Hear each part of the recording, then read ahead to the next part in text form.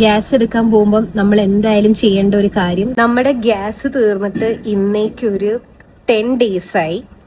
അപ്പൊ നമ്മൾ കുറെ തവണ അവരെ വിളിച്ചു നോക്കിയിട്ടൊന്നും അവർ ഫോണൊന്നും എടുത്തില്ല. ഗ്യാസിന്റെ ക്ഷാമം ഇവിടെ ബാംഗ്ലൂരും ശരിക്കും എഫക്ട് ചെയ്തിട്ടുണ്ട്.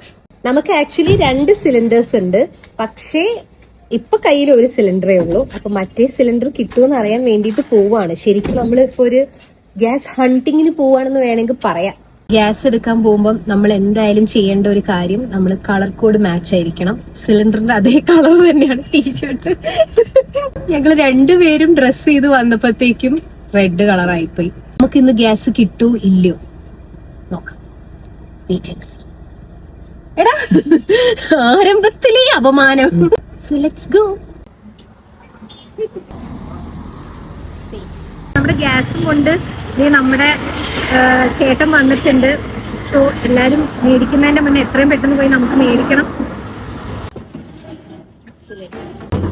ഇച്ചിരി ഭംഗിയുള്ള സിലിണ്ടർ തരാൻ പറഞ്ഞത് കാണാൻ ഭംഗിയില്ല. അങ്ങനെ ഒരു 10 ദിവസത്തെ കാത്തിരിപ്പിന് ശേഷം നമുക്കിത് ഗ്യാസ് കിട്ടിയിട്ടുണ്ട്. 10 ദിവസമാണോ അതിന്റെ മുകളിലായോ എന്നുള്ള എനിക്കറിയത്തില്ല. പക്ഷെ ഗ്യാസ് ഇല്ലാതെ ഇത്രയും ദിവസം ഞാൻ എങ്ങനെയാ പിടിച്ചു നിന്നത് സത്യം പറഞ്ഞാൽ എനിക്കറിയത്തില്ല. ഗ്യാസിനൊക്കെ നമ്മുടെ ജീവിതത്തിൽ ഇത്രയും ഇമ്പോർട്ടൻസ് ഉണ്ട് എന്നുള്ളത് സത്യം പറഞ്ഞാൽ ഞാൻ ഇപ്പോഴാണ് മനസ്സിലാക്കിയത്.